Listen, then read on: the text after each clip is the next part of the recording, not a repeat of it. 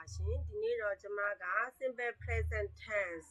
verb 1လေးတွေရဲ့ usage အကြောင်းကို part 1အနေနဲ့ပြပေးမှာဖြစ်ပါတယ်ရှင်ကျွန်မတို့ကsimple present tense ပေါ့နော်ရိုးရိုးပြစ္ဆုတ်ပံကာလအတွက် verb 1ပေါ့နော်သုံးကြတယ်အဲ့ verb 1ကိုကျွန်မတို့ကဘယ်နေရာမှာသုံးကြသလဲဘယ်လိုသုံးကြသလဲဆိုတာကိုဒီနေ့မှာ part 1အနေနဲ့ပြပေးသွားမှာဖြစ်ပါတယ်ရှင်ကဲတူကြည့်ရအောင်နော်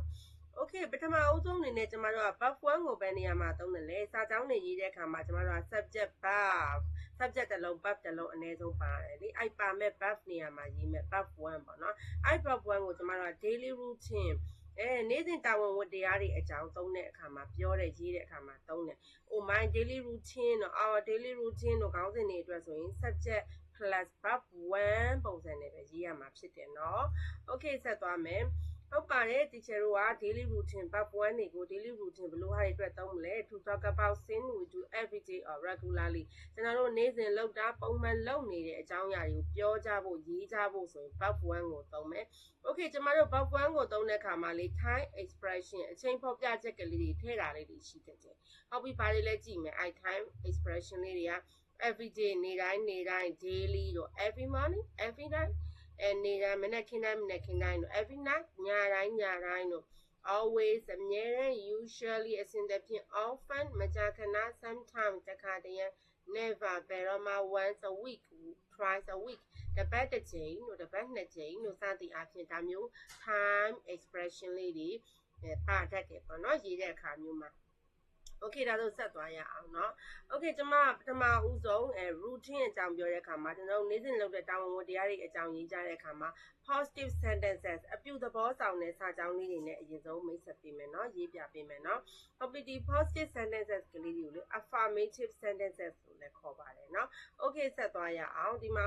I wake up at 6 a.m. ကျွန်တော်ကမနေ့6နာရီမှာအိပ်ယာနိုးတယ်ကျွန်တော်ကမနေ့6နာရီတင်ငယ်နဲ့ထုတ်ရနဲ့အိပ်ယာနိုးနေအဲ့ဒါမျိုးပေါ့နော်နောက်တစ်ခုသွားမယ် she wake up at 6 a.m. သူမကမနေ့6နာရီမှာအိပ်ယာကနိုးတယ်ဒီမှာ she က subject အနည်းကိန်းဖြစ်တဲ့အတွက် part 1မှာ s ထည့်တယ်နော် I ကတော့အများကိန်းစင်းဝင်ဖြစ်တဲ့အတွက်ကျမတို့က s မထည့်ပါဘူးဒီမှာ part မှာ wake မှာ s မထည့်ပါဘူး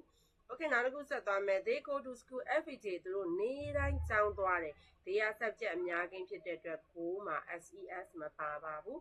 Oh he goes to school every day သူကျောင်းကိုနေ့တိုင်းသွားတာကြတော့ he က subject အနည်းကိန်းဖြစ်တဲ့အတွက် goes မှာ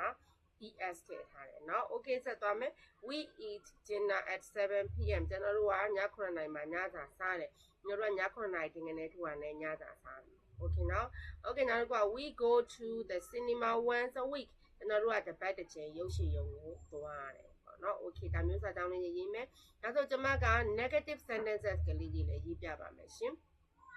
Okay negative sentence ကလေးတွေအတွက်ကျွန်မ sentence structure လေးပြောပြပါအောင်မယ် subject do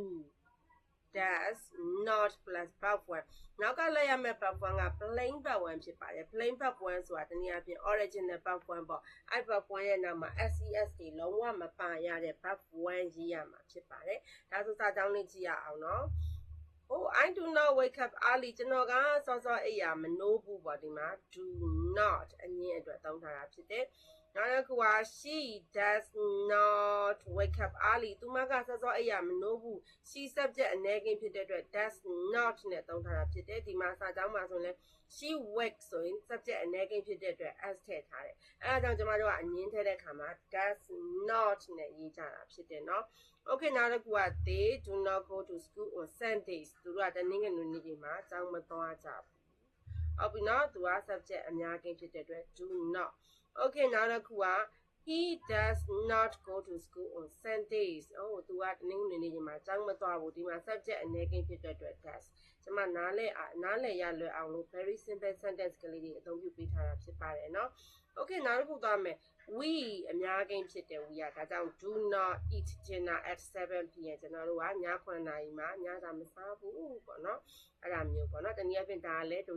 တို့ရဲ့ daily routine စရွေးမယ်ပေါ့နော်လုပ်တာတွေလည်းပြောလို့ရတယ်မလုပ်တာတွေလည်းပြောလို့ရတယ်အားတစ်ခုက we never go to the cinemas once a week ကျွန်တော်တို့ကလေတစ်ပတ်တစ်ချိန်ပဲတော့မှရုပ်ရှင်ရုံမသွားဘူးဒါမျိုးလေးတွေရေးလို့ရပါတယ်ဒါကကျွန်မက